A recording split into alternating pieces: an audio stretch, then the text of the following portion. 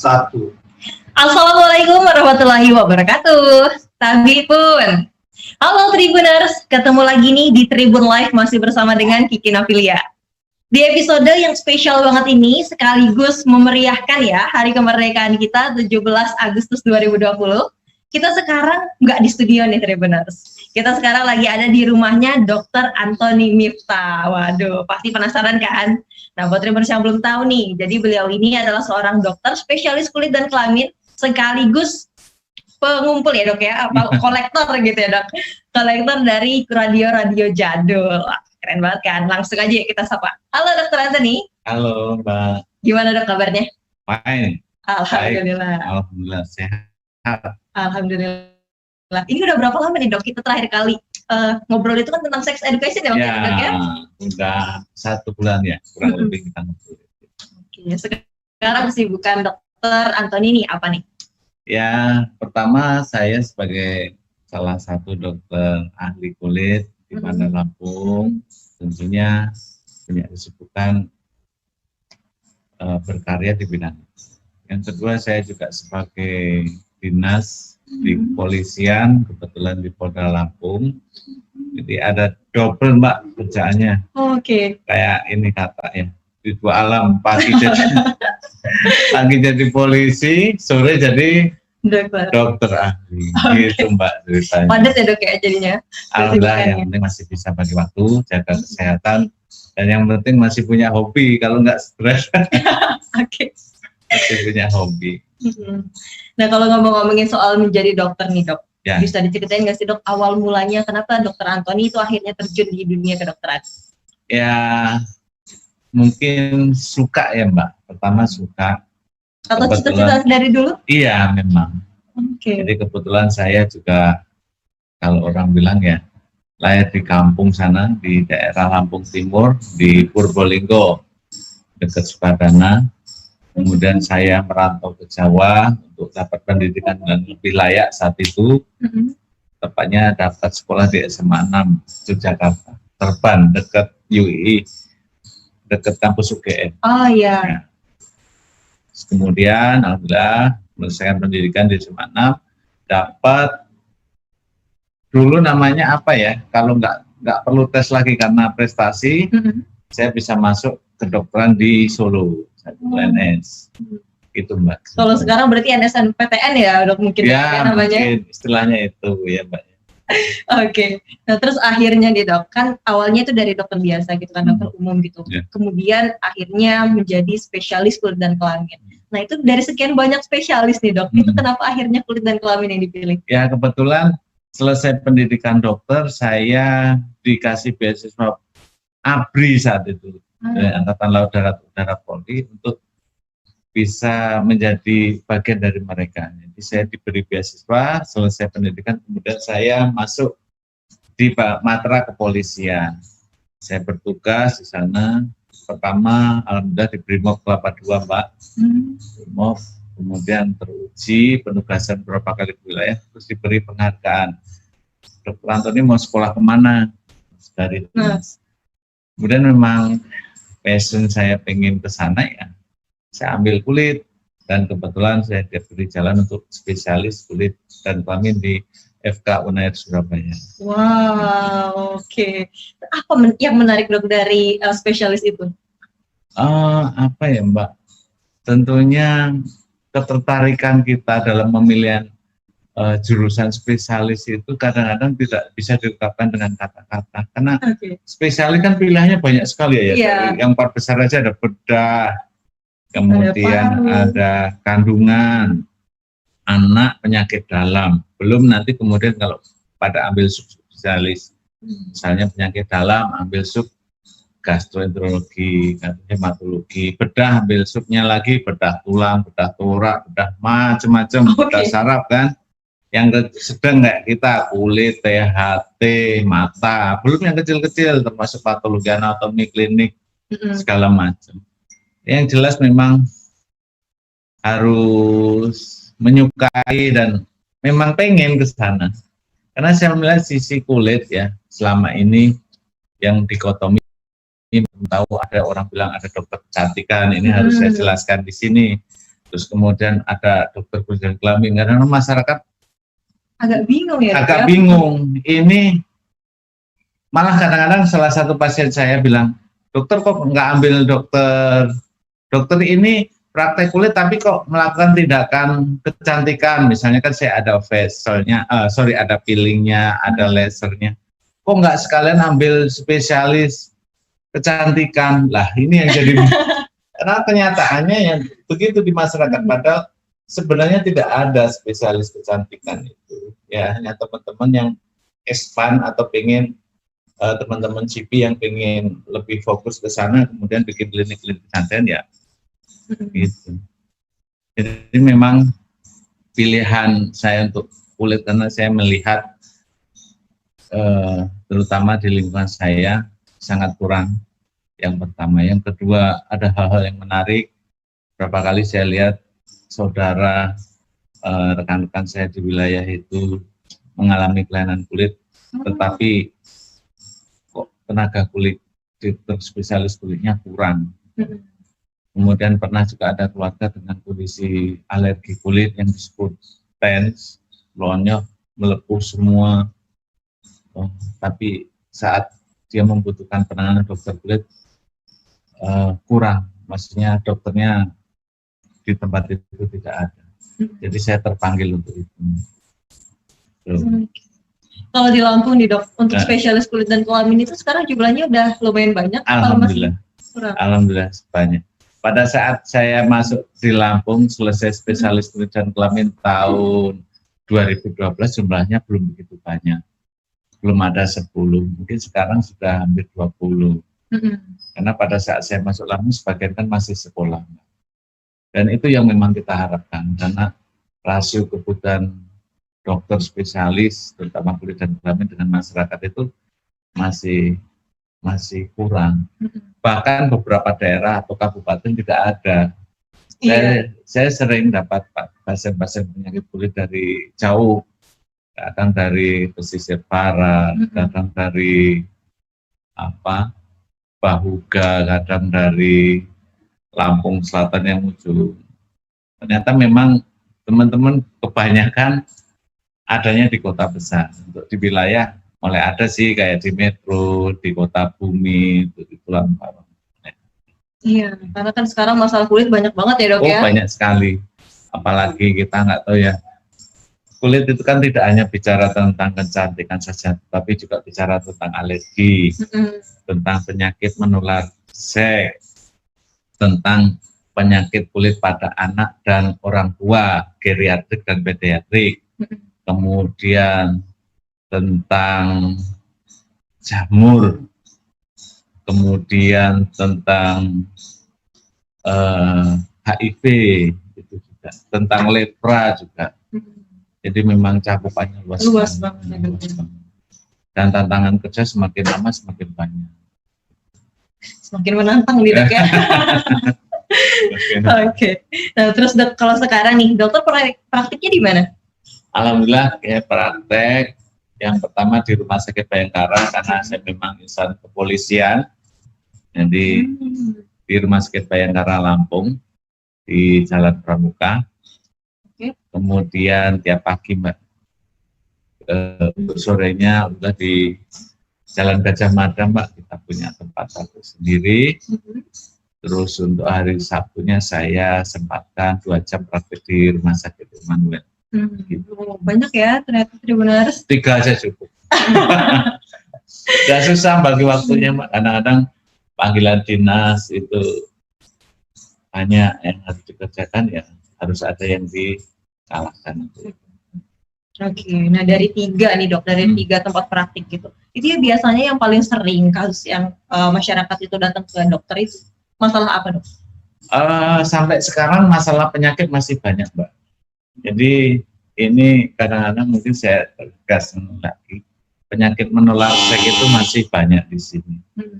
Penyakit menular seks, apalagi COVID ini bukannya malah turun, malah tambah banyak. Orang kena kencing nanah yang disebut gonore, orang kena kutil kelamin, orang kena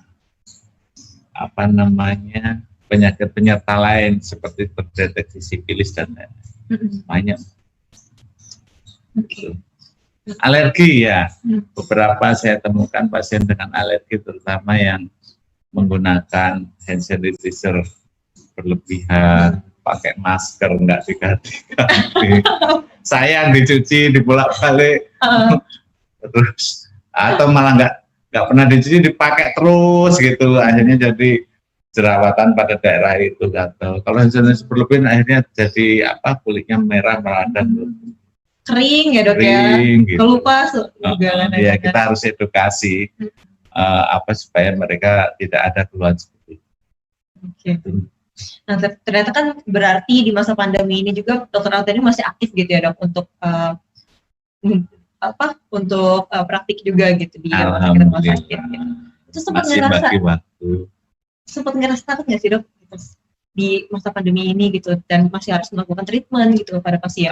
Yang jelas kita ngikutin protokol kesehatan COVID. Yang pertama, entah itu di Rumah Sakit Bayangkara, di Immanuel maupun di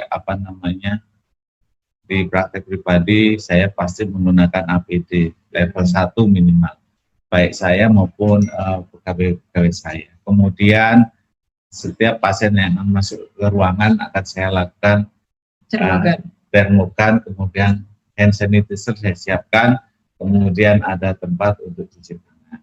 Jadi kalau memang ada sedikit nggak cocok dengan ini, silakan cuci tangan dan airnya mengalir. Ketika masuk ruang duduk sudah saya pisahkan Mbak dengan jarak tertentu.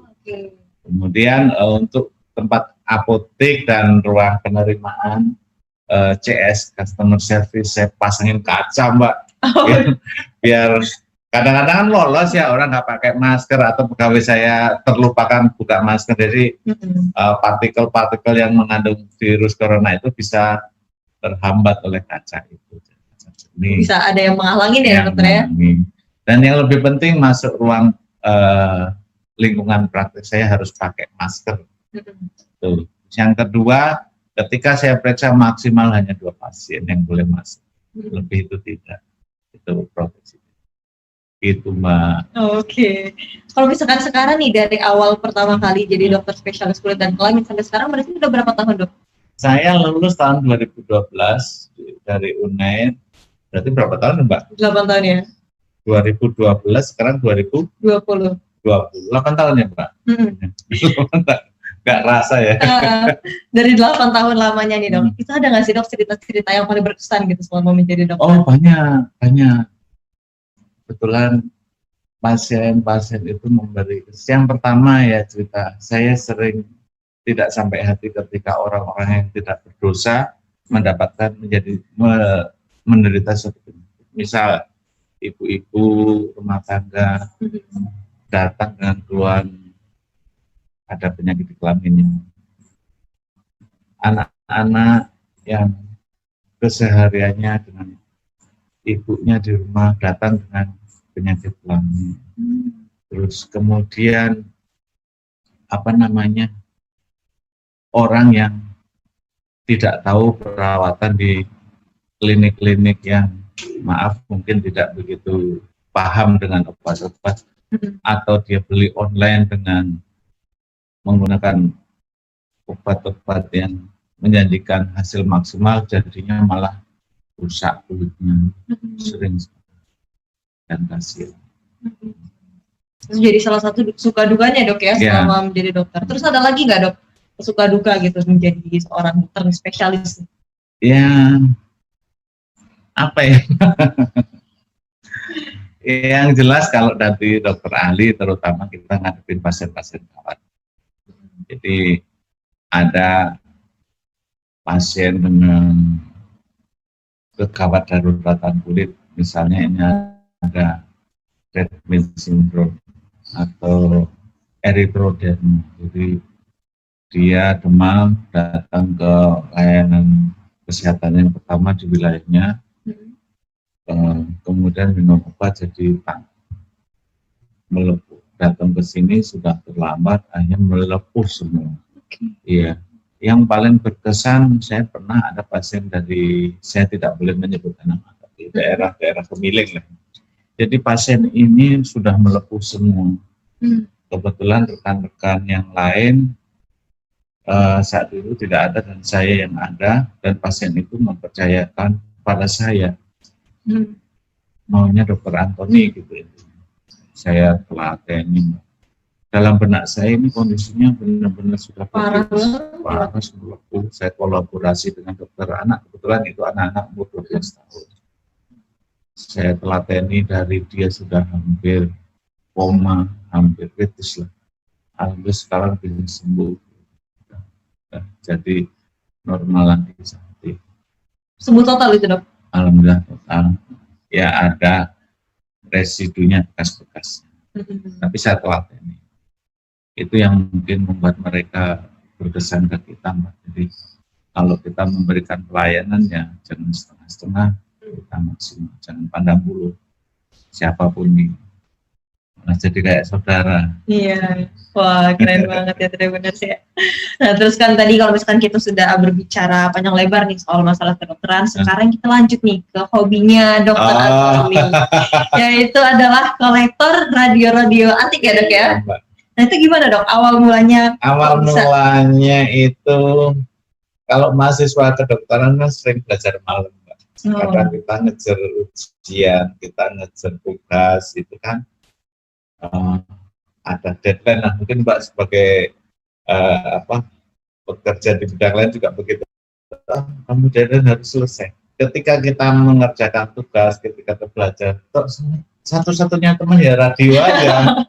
Jadi dari dulu radio. Cuman kalau mahasiswa itu punyanya radio ya ala kadarnya. Tapi saya sangat menyukai radio karena bisa jadi teman. Dan yang paling saya sukai ini mungkin pesan buat teman-teman di RRI. Saya paling suka RRI karena apa? Menemani saya sampai pagi. Sambil jaga ya? Iya.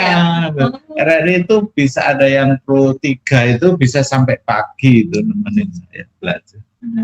Karena mereka apa ya 24 jam. Itu Mbak ceritanya. Jadi kemudian saya terobsesi untuk mengumpulkan radio, terutama radio-radio lama. Dan yang kedua memang saya lihat tidak banyak orang yang lebih mengumpulkan radio ya. Iya. Apalagi radio-radio tua karena dianggap barang yang tidak berguna.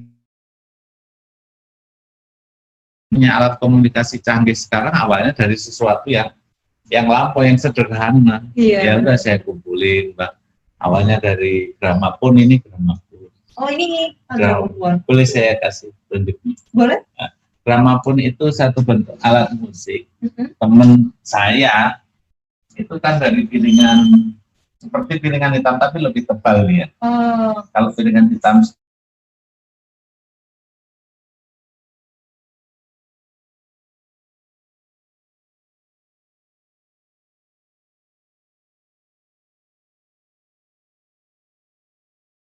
hanya menggunakan tenaga pel,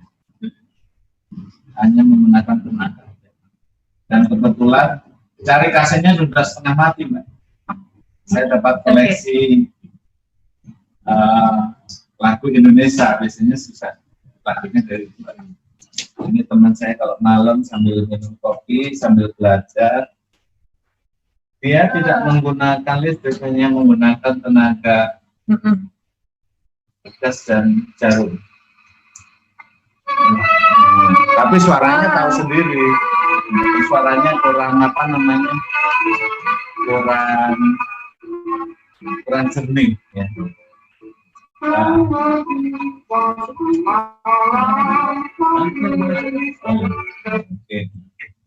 Nah itu contohnya. Wah keren banget ya. Ternyata masih berfungsi ya, Dok ya sampai sekarang? Ya alhamdulillah masih berfungsi. Kalau sekarang nih jumlah radio-radio yang dokter kumpulin itu jumlahnya berapa, Dok? Total hampir 300 ya, masih cukup sedikit menurut saya. Itu masih 300. Ini kan macam-macam bentuknya, tidak sekedar radio. Saya punya gramafon, piringan hitam, rel tape yang muter itu kan rel tape. Terus kemudian radio tabung, ini yang sebelah kiri Mbak, ini radio tabung. Radio tabung yang dasarnya dari pakai tabung. Terus kemudian radio transistor yang lebih modern. Mm. Oh, semuanya masih nyala dok? Alhamdulillah 90% masih nyala. Wow, keren Yang banget. 10% nggak nyala karena karatan. Ya bilangnya kalau 300 itu ibaratnya sehari nyetel satu ya setahun sekali kan nyalanya Mbak. Itu perawatannya gimana dok? Punya Sederhana. 300 gini. Sederhana. Jadi ya paling tidak eh, setiap malam 5 kita nyalakan lah itu kalau mau nyalakan bergilir, kemudian dibersihkan, kemudian taruh di tempat yang kering. Jadi makanya ini kan etalase saya tertutup, bisa dikasih pengering karena kalau basah lebih cepat lagi kan. Dan kalau misalkan radio ini emang harus di setel terus ya dok ya untuk bisa terus beroperasi gitu? Enggak ya, malah terutama kalau radio tua per hari nggak boleh lama-lama, maksimal 5 jam. Tabung itu kalau terlalu lama dia panas, tabungnya malah cepat rusak dan lebih susah. Okay. Yang paling tua deh dok, ini dari tahun berapa radio? Tahun 30-an ya, itu merek dari Inggris, Stewart Warner itu Mbak, kebetulan di situ. Oke. Stewart Warner sama Marconi. Marconi yang bikin Morse itu bikin radio perusahaan dari Inggris itu. Kalau radio-radionya ini itu memang ada yang dari impor juga dok? Ya, terutama kita dapatkan sama kolektor. Pertama kita lihat kualitas radionya dari adanya radium.com. Kita lihat, ternyata masuk radium. Berarti radio itu memang bolehlah kalau ingin memiliki. Dan sama kolektor juga mungkin ada rekomendasi gitu dok ya. Oke. Terus kalau misalkan ke depan ini bakal tetap nambah terus atau gimana dong rencananya? Ya nggak tahu Mbak. Atau ada targetnya nih? Kadang-kadang kalau terutama gini Mbak, tidak hanya sekedar kolektor, ada beberapa teman yang orang tuanya dulu penggemar radio, ada teman pengusaha juga, yang kedua pengusaha sekarang usahanya lain, dulu bapaknya usaha jualan radio, nah itu barangnya udah di gudang, nggak diurus, mau dibuang, mau dilego ya saya ambil, Mbak, kan kasihan. Iya. Kasihan radionya bukan orangnya. Orangnya nggak sayang, ngapain kasihan kan? Kasihan radionya ya, saya benerin, saya lap-lap, mana yang rusak kita benerin, kita bersihkan. Akhirnya bermanfaat. Banyak kok, saya kadang-kadang dapat borongan radio dengan kondisi yang apa adanya saya bersihkan. Terus kalau ada nggak dokter target gitu, saya mau ngumpulin nih 500 atau 1000 radio gitu? Ya kalau bisa ya lebih banyak lebih baik. Syukur bisa 1000 enggak. Amin. Yang kasihan orang rumah. Kenapa nih dok? Taruh di mana lagi? Dapur aja ada radionya. Oh gitu. Gimana terus respon dari keluarga ini? Ya mendukung, mereka mendukung karena hobi ini juga sebenarnya investasi Mbak, kalau Mbak ini kayak kita filateli. Oh gitu. Ya, barang-barang tua, apalagi kita sudah tahu kualitasnya, kondisinya, ini barang-barang tua kayak gini malah awet Mbak. Awet asal kita perawatnya. Pasti harganya akan naik. Setiap tahun bakalan terus naik atau gimana Pak? Ya, terutama yang tahu barang ya, jangan kita jual barang atau nawarkan barang ini ke orang gitu yang Kiki, bakal mau Kiki mah ngomongin cincin ya pasti tahu dia, ngomongin perhiasan pasti tahu, fashion tahu, tapi radio kan enggak.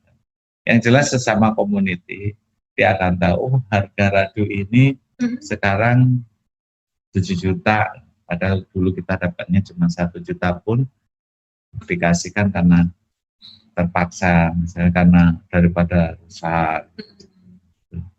Ini misalnya terutama untuk Indonesia itu yang banyak beredar radio Philips.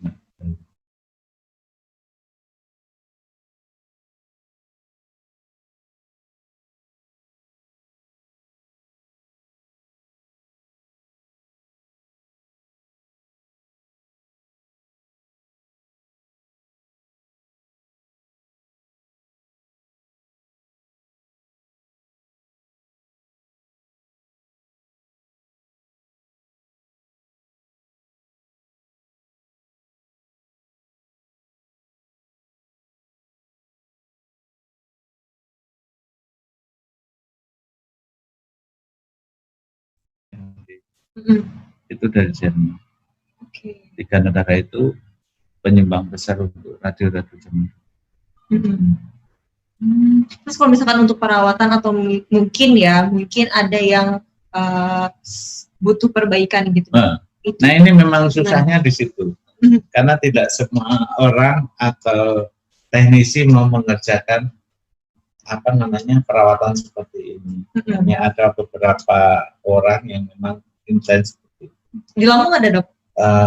Iya, saya dapat kebetulan ada orang yang akhirnya mau seperti itu. Maksudnya mau mengerjakan, karena lebih rumit sih sebenarnya. Kan? Lebih rumitnya apa? Kita tahu prosesnya, tahu apa yang mau harus diganti. Tapi nyari barangnya yang diganti itu yang kadang-kadang susah. Harus berburu. Sama kolektor kita harus kadang-kadang buka situs internasional, IB untuk lihat sehari seperti itu. Atau kita ada situs-situs tertentu di Jepang juga ada untuk itu. Tapi kepuasannya membuat barang yang tidak nyala dari nyala. Ini contoh satu juga radio lama Transoceanic. Ini ikoniknya Amerika, Mbak. Oh gitu. Nah, ini ikoniknya Amerika Transoceanic. Saya memang kasih pajang di sini biar kelihatan. Ini Amerika Transoceanic. Ini dulu paling disukai. Bahkan mungkin untuk kalangan jet set pun ada di Jerman. Nah hebatnya ini sudah FM.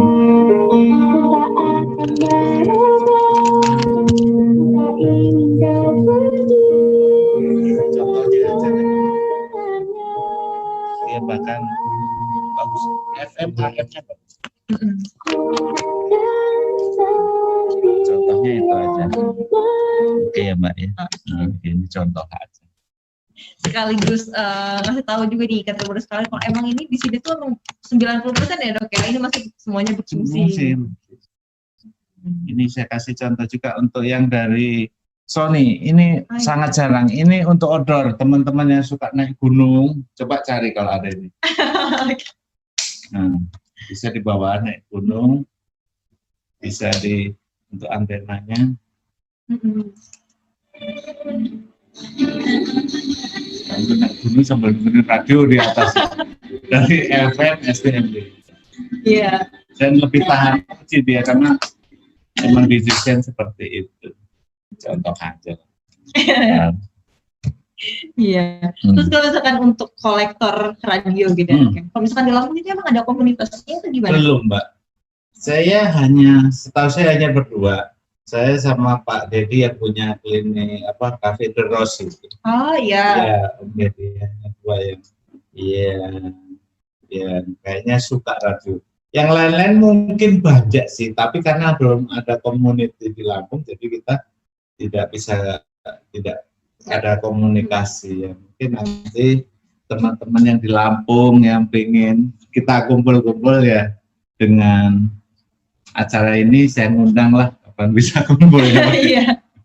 Nanti kita undang lagi. Sesama penyuka radio gitu kan ya? Radio. Oke. Asik kok. Asik, banyak yang suka. Terus di Dok, kan ini nggak cuma ada radio ya Dok, ya, ada kaset juga gitu, ada piringan hitam. Itu dapatnya dari mana Dok? Yang pertama community ya, sama teman. Kemudian memang ada situs-situs lokal kayak OLX, Bukalapak, Shopee itu memang jual-jual produk. Kita harus ngerti itu produk itu memang berkualitas atau enggak, dicari orang atau enggak. Terus yang kedua biasanya kan barang-barang ini kayak kaset ini ya, kebetulan saya dapat dari toko yang sudah tutup ini. Karena peminatnya mulai berkurang, tokonya mesti tutup ya. Nah kita beli dari pemiliknya langsung. Borongan Dok, borongan. Daripada nggak bisa beli beras. Dari sekian banyak kaset, kaset yang jenis gimana yang Dokter koleksi? Kalau saya sebenarnya penyuka piringan hitam ya, saya koleksi piringan hitam banyak. Saya yang lebih suka yang ikonik aja. Piringan hitam itu yang ikonik itu kalau dari Indonesia itu plus sangat ikonik. Terus Tiga Darah ikonik. Terus kemudian yang lain-lain kayak Titik Sandura, Musin, Pop Tutup Poli, dan yang lain-lain. Benyamin S ada, Roma Irama. Kalau yang luar negeri ya grup-grup bagus, kayak mungkin Anda pernah dengar Metallica. Ya. Nah, kita juga Metallica, Queen, terus apa namanya, Beatles. Gitu. Yang paling susah dicari yang mana, Dok? Apa ya? Hampir semuanya susah nyari kalau nasib-nasiban juga, Mbak. Kita kadang-kadang dapat sesuatu yang tidak kita. Ya, contoh saya susah dicari ya Tiga Darah itu. Tiga Darah itu Beatles wanitanya Indonesia. Kenapa sampai disukai banyak orang? Mbak tolong ambilin itu Tiga Darah itu loh yang di sana. Terus lurus. Nah, ini satu contoh. Ini kan like-nya di sini. Ini Tiga Darah. Nah, ini dia. Kok Tiga Darah? Darah Puspitas. Maaf saya salah sebut. Ini kayak plus-plusnya Indonesia. Jadi dulu pernah dia konser sampai ke mancanegara, sehingga kasetnya dikoleksi di banyak orang di luar negeri. Cuman dia mengeluarkan kaset dalam jumlah yang terbatas. Darah Puspa ini. Nah, Darah Puspa ini sekarang mungkin sudah banyak yang almarhum ya, nenek-nenek semua. Tapi saat dulu sangat terkenal itu. Kasetnya sangat-sangat jarang, banyak dicari. Harganya fantastis. Oke. Harganya kita rahasiain aja, Dok ya. Terus gimana, Dok, perjuangannya hingga akhirnya bisa dapetin yang edisi terbatas gini? Nasib baik aja. Kebetulan ada teman nawarin kita, dia nggak tahu mungkin karena dia nggak ngerti barang tua. Dok, borongan aja, saya punya koleksi punya kakek saya gitu. Oh iya. Dia nggak ngerti ada 80 lembar itu piringan kita kasihkan saya. Sudah berapa saya beli? Menurut dia, saya sampaikan aja, menurut dia itu harga yang sangat wajar. Tapi dia sih, Dok, segini ya Dok, ya wis nggak apa-apa lah, teman kasihan kan lagi butuh juga ini lagi COVID untuk beli beras kan. Ya sudah saya bayar. Tetapi sebenarnya harganya ya lebih dari itu. Tapi karena ya namanya orang jual beli kan kesepakatan ya. Iya benar. Nggak ada pemaksaan di situ. Dia merasa wajar ya saya merasa wajar juga. Tapi ternyata sudah saya posting waktu dari ada follower dari Jerman, dari Inggris, dari US itu mau beli karena memang barang langka gitu. Nah, kan itu banyak juga yang akhirnya kasih persipan ya tadi Dok ya, entah itu radio atau piringan hitam ataupun kaset gitu. Dokter ada nggak sih Dok pengalaman yang kayak misalnya ditawarin sesuatu tapi ternyata mungkin radionya nggak berfungsi atau gimana? Ini pengalaman untuk teman-teman di sini, terutama untuk belanja di situs belanja ya, apa aja lokal, online ya Dok ya? Lokal maupun internasional ya. Ya. Memang harus butuh pengalaman supaya kita ini. Jadi terutama kalau internasional itu ya kita harus lihat dia qualified nggak. Kan ada itu dia cuma satu barang atau dia khusus jualannya ini aja kan ketahuan di IP itu. Nah kalau memang dia qualified ya silakan beli karena dia mungkin tidak akan kecil. Kalau kita beli orang jual itu macam-macam terus dari negara-negara yang menurut saya tidak recommended, ya jangan dibeli. Barang nyampe, bentuknya udah nggak karu-karuan. Pernah Dokter? Pernah. Pengalaman, bukan? Gimana waktu itu nanti ditanya? Dia kecewa, pasti kita kecewa. Tetapi nggak apa-apa, justru dengan itu kita akan lebih, ya sama dong. Ya, orang kerja itu mesti begitu. Begitu mendapatkan masalah akan membuat kita lebih dewasa dan lebih ngerti. Lokal juga begitu, kita harus lihat. Kalau misalnya beli sesuatu, lihat ini store-nya apa sih? Dia history sama store-nya. Dia yang komen ini, yang komen hanya karena komen suruhan orang-orang atau komen beneran kan ketahuan. Itu aja. Jadi pengalaman ya Dok? Ya, iya. Oke. Terus tadi kan udah dibahas juga nih tentang kesibukannya dokter dan juga hobi-hobinya gitu. Nah, terus cara untuk bagi waktu sama keluarganya gimana dok? Ya ini gitu ya. Yang jelas pagi, bangun pagi ke kantor sampai jam 2, jam 3, kemudian istirahat sebentar, praktek. Saat istirahat masih bisa lah ketemu anak-anak ngobrol sebentar.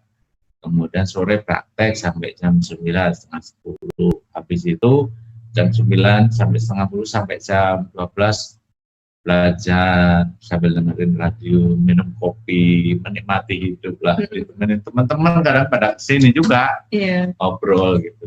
Jam 12 istirahat, terutama anak-anak saya kan masih kecil-kecil, kebetulan telat punya anak juga. Dan perempuan semuanya jam 12 sampai pagi ngeloading mereka. Di luar itu hari Sabtu dan Minggu acara mereka. Jadi kalau kita ada acara di luar, acara yang mereka setujui ngamuk, protes, Mbak. Biasanya kalau misalkan lagi family time gitu, kemana dokter? Apa? Family time itu ini konsep ya teman-teman yang lain juga. Di follower Tribun ya. Maaf saya berbagi. Bahagia itu sederhana kok. Tidak harus kita cari makan yang tempatnya bagus, tidak harus kita ke tempat yang mahal-mahal. Saya merasakan yang penting bahagia itu sederhana. Kadang saya pagi itu beli nasi uduk, pergi ke Bukit Alam Surya atau tempat lain sambil jogging, udah ngelar tikar makan, itu udah bermakna sekali sambil lihat pemandangan. Gitu. Tapi kalau misalkan anak-anak itu sering protes nggak sih dok? Maksudnya papa kerja terus gitu atau gimana? Ya kadang sih, terutama kalau ada acara kantor di luar jam kantor itu pasti mereka protes. Tapi ya konsekuensi yang jelas komitmen aja nanti cari waktu untuk bersama mereka.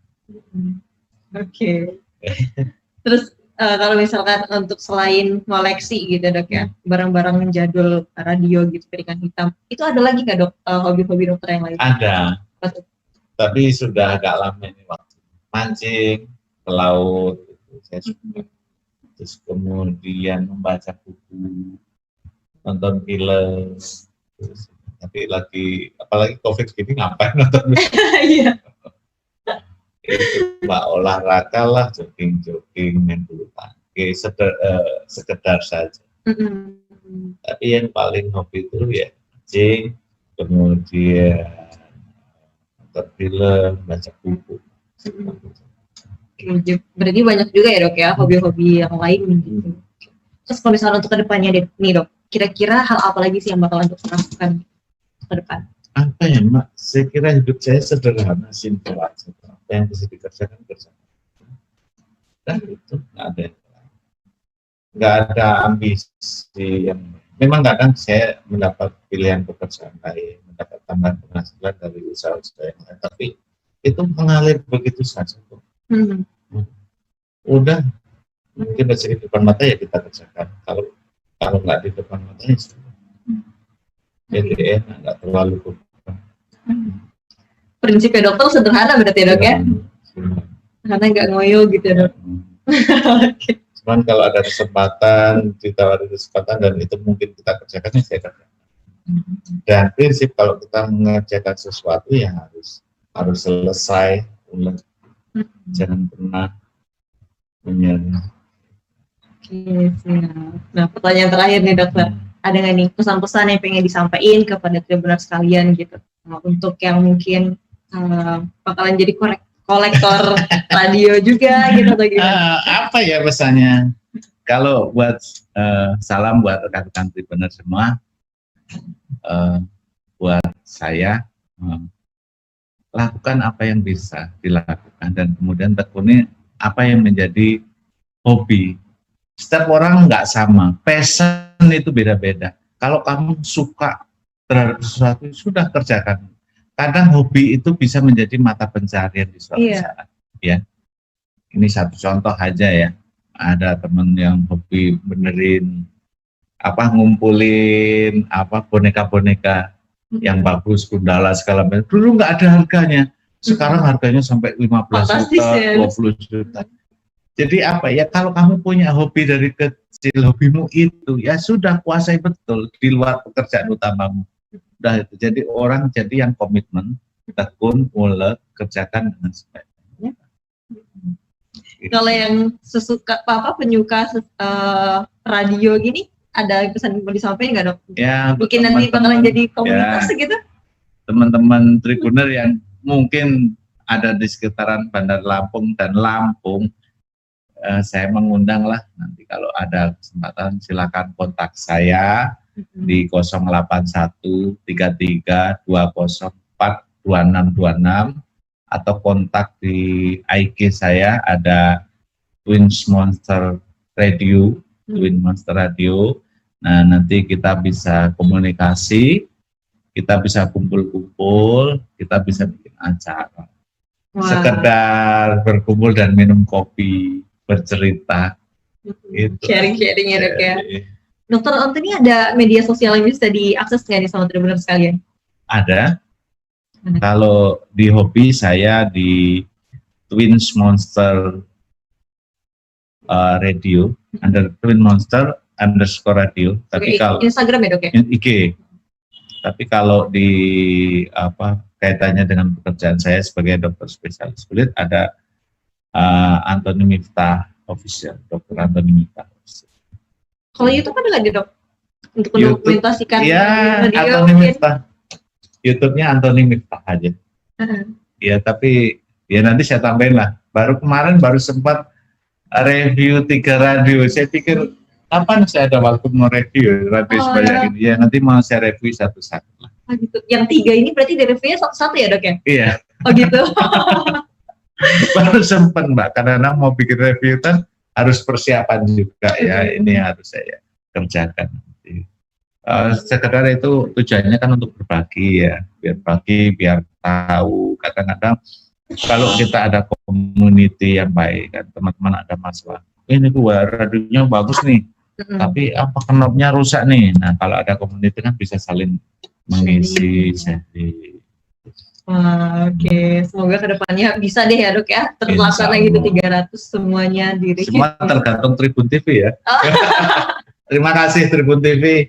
Saya ucapkan di sini secara pribadi terima kasih atas kedatangannya sini. Kemudian di sini juga diberi kesempatan untuk menyampaikan hobi juga, semoga ini dalam rangka apa ini? Dalam rangka merayakan hari kemerdekaan ini, saya sebagai seorang dokter ahli, saya sebagai seorang abdi negara, dan saya seorang penikmat radio mengucapkan selamat Hari Kemerdekaan Republik Indonesia yang ke-75. Semoga tetap jaya dan kita bisa lebih eksis dan lebih ulet bertahan dengan kondisi apapun.